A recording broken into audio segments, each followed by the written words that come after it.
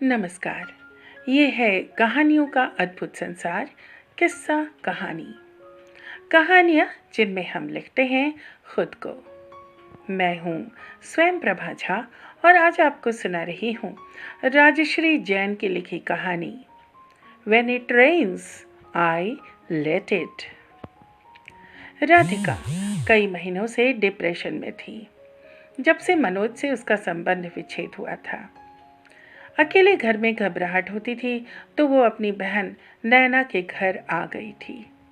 नैना ने भी उसे काफ़ी समझने और समझाने का प्रयास किया, लेकिन ऐसी बातों को भुलाने में समय तो लगता है। एक दिन नैना ने अंग्रेजी में लिखी हुई ये कहावत उसको सुनाई, When it rains, I let it। Radhika को पहले तो उसका मतलब बिल्कुल समझ में नहीं आया। जब वर्षा होती है तो मैं होने देती हूँ भाई, वर्षा होगी तो होगी, कौन रोक सकता है, इसमें नया क्या है सोचने को। राधिका की ये बात सुनकर हंसी भी आई कि वर्षा होगी तो होगी ही, उसे कौन रोक सकता है, अजीब सी बात है। राधिका बोली, मैं पहले ही परेशान हूँ, तुम्हारी ये पहेलियाँ बुझाने का मेरा कोई मूड नहीं है। नैना समझ गई, उस वक्त कुछ भी कहने पर उसे समझ में नहीं आएगा। नैना ने शाम को राधिका का मूड ठीक देखकर उसे इस मुहावरे का अर्थ समझाया।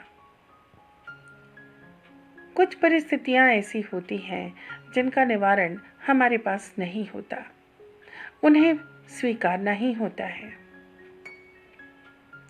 राधिका को अब समझ आया इसका गूढ़ अर्थ, यानी जो हो रहा है उसे होने दो। सब कुछ बदलना या रोकना हमारे हाथ में नहीं होता है। उसे सहन करना है कहकर नहीं स्वीकारना है, बल्कि होती हुई वर्षा की तरह होने देना है और अपने मन को शांत रखना है। इसे विधि का विधान मान लो तो मन को संतुष्टि मिलती है। राधिका जब मतलब समझ गई तो उसका अनुसरण करने लगी। अनेक मंत्रों में से इसे भी उसने तनाव मुक्त रहने का एक मूल मंत्र मान लिया। नैना ने समझाया, सुनो राधिका, उसे तनाव का नाम नहीं देना है।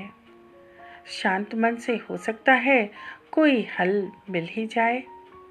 जिस तरह उलझी हुई रस्सी को बिना सोचे समझे खींचा खींची करने से वो और उलझ जाती है, और कभी कभी तो उलझन आराम से सुलझ जाती है, लेकिन कभी कभी ज़रूरत पड़े तो किसी गांठ को काट भी देना पड़ता है।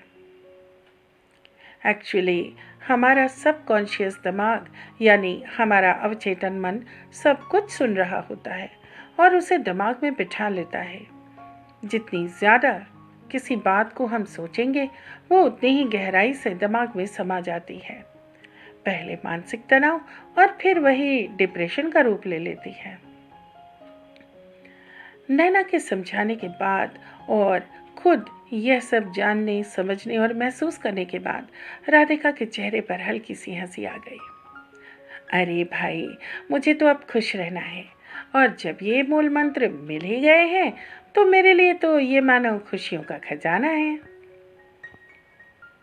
नैना ने मौका देखकर राधिका को थोड़ा और समझाया, देखो, अब सबसे अधिक प्राथमिकता अपने मन की शांति को देनी है। फिर सोचा, जब कभी कभी तो मन अशांत हो भी सकता है, पर हर समय तो मन शांत नहीं हो पाता है। फिर दूसरा मंत्र याद आया, शरीर और मन तो जुड़े होते हैं, मन दुखी होगा तो शरीर भी अस्वस्थ होगा। ये भी सुन सुन के थक गई थी राधिका, लेकिन अब उसके दिमाग में बैठ गया कि ये तो सचमुच ही सच है। फिर राधिका ने नैना को धन्यवाद दिया और कहा, सुनो, अब लगता है जैसे मानो मेरे जीवन में सवेरा जाग उठा है और एक जिगसॉ पजल सुलझ गया है। उसके बाद से राधिका खुश रहने के नित नए प्रयास करने लगी। एक लिस्ट भी बनाई अपनी नई दिनचर्या की। अब सिर्फ उसे मन में दृढ़ता लानी है और खुश रहना है। ये सोचकर मुस्कुराती हुई वो एक गीत गुनगुनाने लगी। ये कहानी बस इतनी ही। अभी आप सुन रहे थे मेरी यानी स्वयं प्रभा झा की आवाज़ में राजश्री जैन की लिखी कहानी। ये है फलक का YouTube चैनल किस्सा कहानी, कहानियाँ जिनमें मुस्कुराती है ज़िंदगी। फिर मिलते हैं एक नई कहानी के साथ।